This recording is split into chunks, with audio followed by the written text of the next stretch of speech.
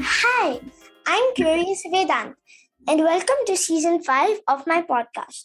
Today, my guest is Vandana Shastry, who is a social activist, an environmentalist, an academician, a certified master trainer, a coach, and entrepreneur. She has won many awards, both national and international.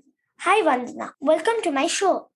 Hi, Vedant. Thank you. Thank you very much for inviting me to your show.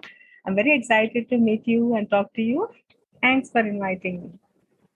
Yes, even I'm excited. The introduction I gave now is is just the tip of an iceberg. You do so many more things. I'm curious to know about all the other things you do and how you manage to do it all. Well, Vedant, from the childhood, it's my passion to do something to the society.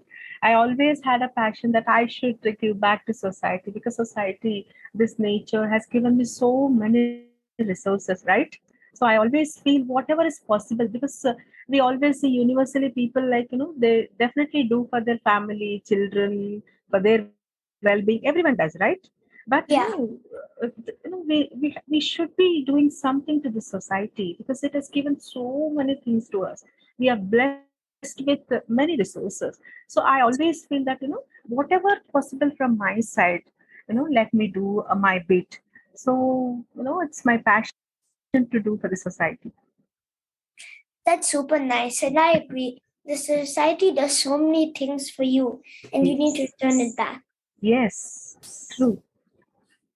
Which among all the things that you do is closest to your heart? Normally, I donate a blood whenever there is a need, and whenever I get time, I visit government schools nearby to my house, and I do train students on health and hygiene and all. And the most closer to my heart and uh, which gives me a satisfaction is scribing. Scribing, scriber. Mm-hmm. Yeah, Yeah, scriber is what? Can you tell me who is a scriber? like somebody who writes. Scribe is one. Um, Normally we write our exams on our own, right? Correct? Mm-hmm.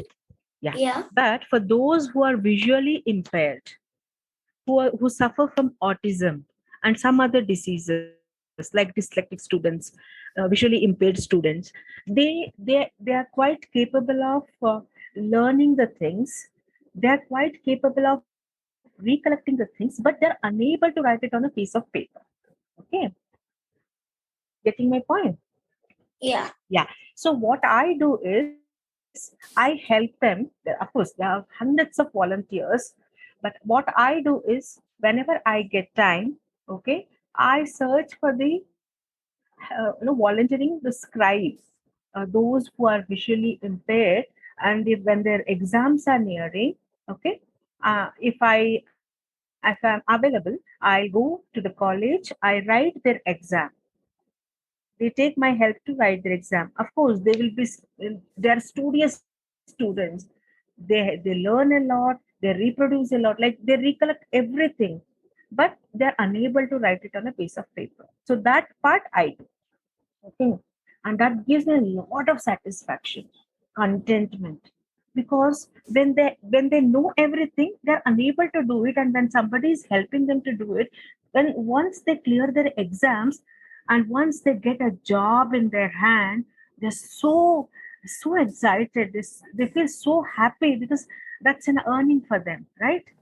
Yeah. And what I feel, some way I'm helping them to earn their bread and butter. So so you tell them the questions and they tell you the answers they want to write and you write it down for them? Exactly. I read out the questions which is there in the question paper. They tell they recollect the answers and they tell I write those answers. Oh, that's really nice and helpful. Yeah, yeah, correct. You have trained 11,000 bus drivers and conductors. And and this won you a state award. Can you tell me more about what you taught? Yeah, this training 11,000 employees of BMTC is BMTC means Bangalore Metropolitan Transport Corporation. Okay, wherein public uses this public transport for commuting purpose. There was a huge challenge for the women as far as their safety is concerned. Okay, they were not safe during the evening hours or late evening hours or night hours. And even during the daytime also there was so many, so much of harassment used to take place. Gender bias used to take place in commuting while commuting in a bus and all. There are a lot of problems. Ladies, especially women, had a lot of problems in a public space. Okay, to give them a public, what you call safety in a public space. There is a government of India, after this Nirbhaya case, they have made a mandatory that each and every organization wherein more than 10 employees work, they should undergo gender sensitization program, training program, awareness program. Okay, so that Mhm. women should feel safety and there should not be harassment at the workplace. So I have trained those employees, drivers and conductors fraternity on this, like, what does the law say, what you're supposed to do, what are the unwelcoming behaviors, you know, uh, they're not supposed to cross their limits, and what does the law say. All these things I've trained them to such an extent, and I'm so amazed and surprised that the harassment level and the safety level has increased, and women are very safe, especially women drivers and conductors. They feel they're saying that, now we are very comfortable in our work and we happily we are doing our duty. That's the greatest reward for me. That's so nice, Yeah, helping out the women so that they can also work correct. equally. That's so Yes. nice. Yeah. Can you tell me a little more about the health and hygiene workshops that you conduct in schools? Health and hygiene workshops, normally I visit government schools which are nearby to close by to my house. And there is a government concept in Karnataka. There is one what you call scheme called as Marali Ba Shalagi. That means those who are dropped out, okay, they have come out with a beautiful concept called bringing back the students on the mainstream, bringing them back to the school, which was a very, very challenge. Because nowadays we see, those who can afford education fees and all, they definitely go to the institutions.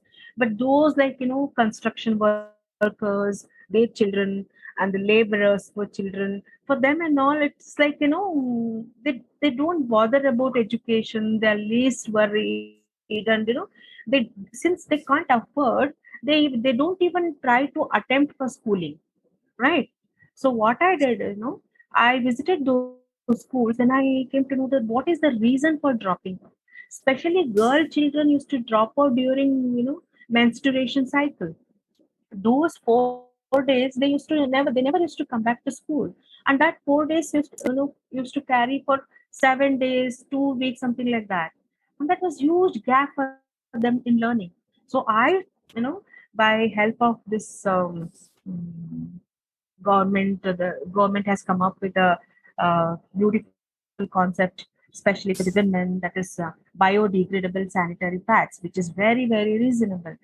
I distributed them, I helped them how to make use of those sanitary pads, which is going to avoid cervical cancer for them. I created an awareness on, like, what is the health benefits of using biodegradable one, how to make use of it, and how it helps them to feel ease with the schooling.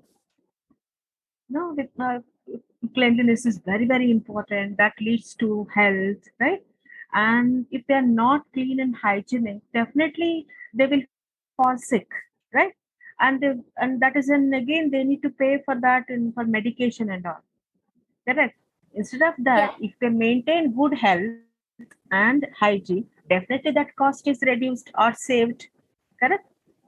In that yeah, that's way, true. I educated them how to make use of sanitary pads, how to keep their health physical body and the surroundings, cool, clean, and hygiene. All those concepts with the kind of workshop with the role plays with the models. I explained them. I made each one of them to do such activity physically, personally on stage, and then they felt it's very easy. And once they feel that they're confident that they can come back to school and they learn so many things, and that leads to the good marks, and then they'll flourish in their life, right? Yeah, That they way will. I educate them on health and hygiene. It's so nice. Thank you. What is Adamya Chaitanya? What work does it do? Adamya Chetana is a very unique NGO. It's an NGO in Bangalore. It is run by late Shri Anand Kumarji's wife, Dr. Tejashwini Anand Kumar, wherein this NGO caters midday meal for the 70,000 government school children per day.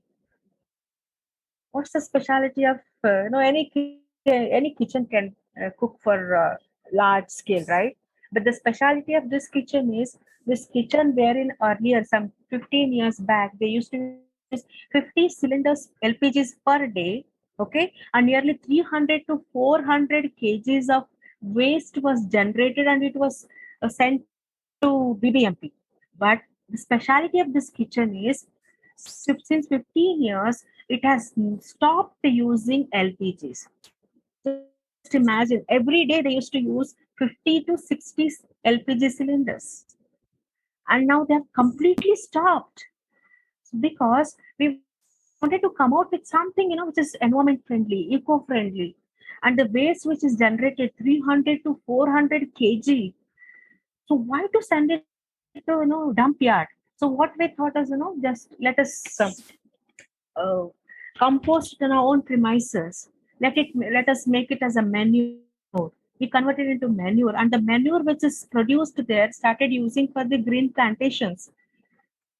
Getting, and even that's the reason the entire kitchen wherein it cooks a food for 70,000 school students every day. 70,000 school students are fed with the midday meal from this kitchen, and wherein when it is such a large quantity of food is prepared, but there is no garbage at all, zero kitchen, zero garbage kitchen. How we made it zero garbage kitchen? Completely we reused. We always follow the 3 R's: recycle, reuse. First we reduce the garbage, and we reuse whatever the waste generated, and then recycle. So any dry waste we started giving to the recycle center, and they converted it into some usable products. And even nearly uh, 700 kgs of rice was used. But then what we even while you wash the vegetables and the rice grains, 7,000 liters of water used to get wasted, which was sent to drains.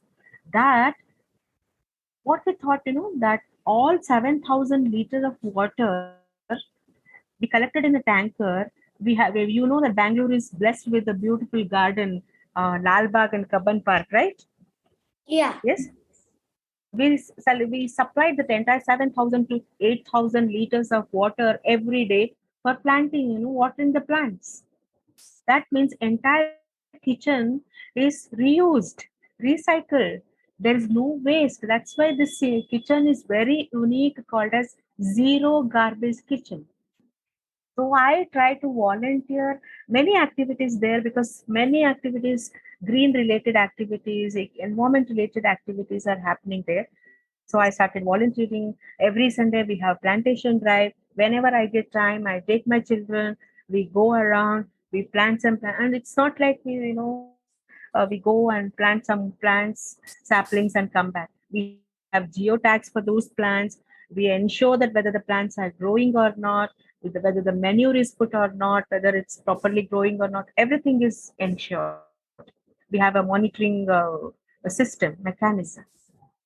So this Adamya Chetana is doing lot many green activities. I am just a volunteer there. Whenever I get time, I volunteer many activities which happens there. That's so nice. I don't know how they made it zero waste in 15 years. It's so nice. Yeah, It, yeah. We have so many, videos which is uploaded on YouTube. You can just browse Badame Chetina, or you can say Zero Garbage Kitchen. Okay, you will get to know how this entire kitchen is converted into zero garbage kitchen. And no, we completely stopped using LPG and we are converted into biomass. We are using biomass fuel. my grandfather tells me that you're a handwriting analyst. What does that mean? Handwriting analysis is a entirely different, it's a unit segment. We call it as graphology. Grapho means handwriting, logy means study. Okay. There is an university. I have done this course in Britain, wherein we get to know a person's subconscious mind or present state of mind by studying the handwriting. You name any genius, people have studied genius personalities' handwriting, through which they have drawn some, set of rules that if a handwriting has so and so strokes, okay, the personality traits will be so and so. Getting my point? So handwriting analysis is nothing but, see, we have only 26 alphabets in English, right? Yeah. Correct? And each one's writing is unique. I may not write like you may not write like your father. Right? It's totally unique.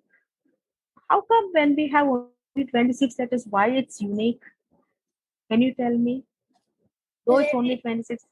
because Yeah? everybody's hand position is different. Hand position is different. Basically the thought process is different, right? Correct. Our mind is different, our mind is unique. We are writing our mind on a piece of paper by using a hand as a media. Handwriting is nothing but we are using hand as a media to write our mind on a piece of paper. You think? So that's why it's called as handwriting, and through which we'll get to know the social traits of a person, personality traits, his leadership qualities, goal traits, and so many, just by writing letter T of small letter T, we get to know 83 personality traits of a person. We get to know the goals, we get to know the temper, short temperness, and then we get to know the willpower of a person, we get to know, procrastination person, we get to know, optimistic person or a pessimistic person. We get to know whether the person is arrogant, whether the person is simple and humble. All these traits which I just explained, everything we'll get to know by letter T. Can you imagine 83 characters? And of course, there's so many other letters which indicate so many other qualities and a trait. How was your experience scribing for the visually challenged? Yeah, visually challenged people, as I explained, they have tremendous memory power. They have tremendous, recollecting power. The way they recollect, most of the times I have scribed for history students, okay, political science students, and then economic students, and then sociology students. For them, the way they recollect the history of many countries, like Britain history, Russian history, Indian history, so many things. They recollect the years and the wars and the constitutions of many countries, the amendment acts, everything. Such a robust speed. Really, I was amazed. But when I, asked them, like, how is their life, without knowing the colors, they don't know sunshine, they don't know what are body parts, how they look like, because they don't have that vision at all. But when I scribe, when I talk to them, then I feel, we're so much blessed with, right? We are blessed people having so many things, especially the body parts. We have mind power, we have body power, we have all the physical parts kept very intact, right? We need to be thankful to God for having everything. But rather, what we do, we always keep, regretting for not having this, that, this, blah, blah, blah. We have so many excuses, right? But those people, those who are physically challenged, visually challenged, some are autism students, some are suffering from dyslexia. They can't even read or write because everything happens mirror imaging in their mind. How can they recollect? Such a challenging for them. But when I write their exams, when I listen to their memory power, I'm amazed. Oh my God, God has given them such a beautiful memory power, and the way they make use of it.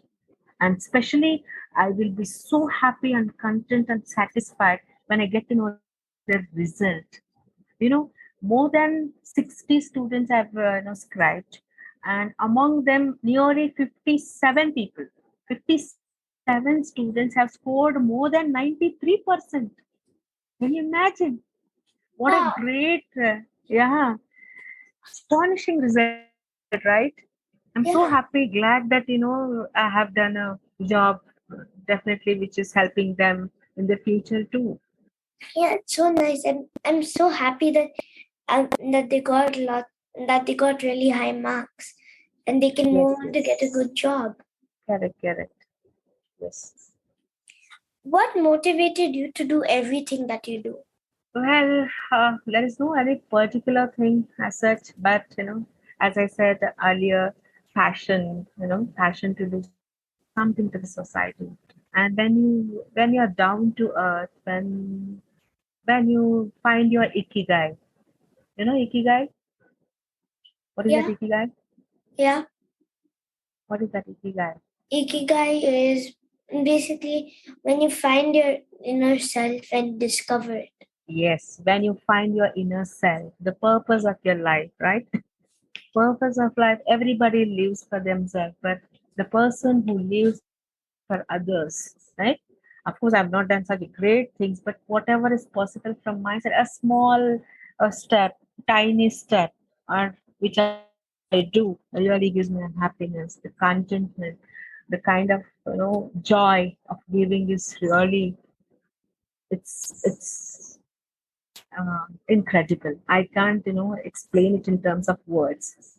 The joy inside what you get when you do for others, it's something amazing. Do you have any tips for my listeners to be as socially active as you? Oh, well, the person, first thing is, there should be for any listeners, I would say that, interest to do something to the society. We need to have that interest, okay, and the passion to do something to the society that definitely helps them, you know, especially instead of blaming about what we don't have, if we keep on counting the blessings, it's innumerable, right? Correct? Yeah, We have good parents, we have good family, good home, good education, above all, such a blessed country we have, right? When we have so many things, small little steps which we take from a household level, doing small things to our neighbors, for just start from the person who comes to a milkman, maybe a milkman or a paper boy who drops a paper in the morning to your doorstep. Just ask them what do they need, what is he studying, he or she, what they are studying, what are their parents, what is their job, and if they need any kind of help, need not be monetary always. Can be of like what I do normally is the person who puts a newspaper in a house.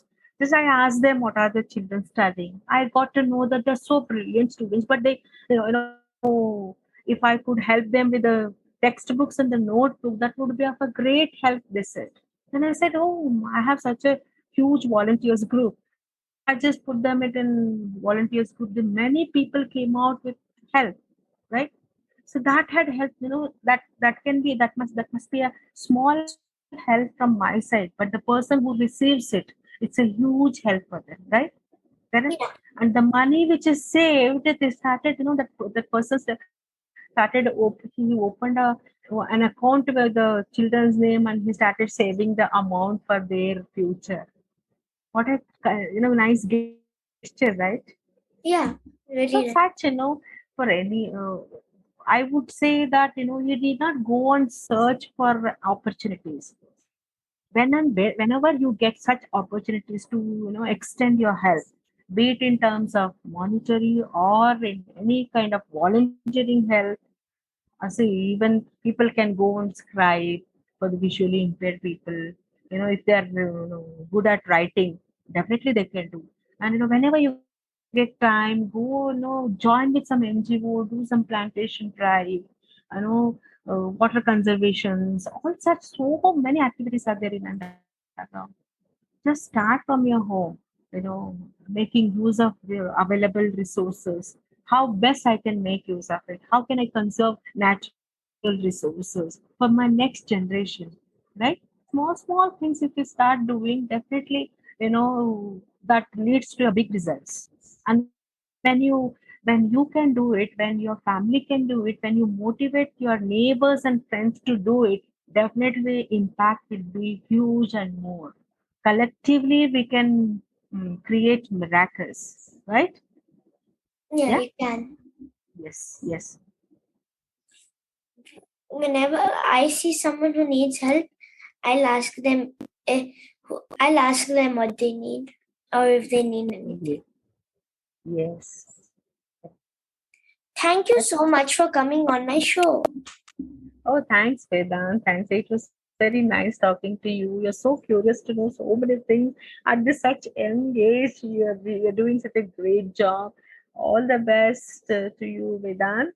I have seen a couple of your videos. I was amazed to see your knowledge, spontaneity, and the way you interview with the people. I'm so excited, and I'm so happy that you have invited me also to your show. And I wish you all the very best for your future endeavors. Okay, and keep rocking.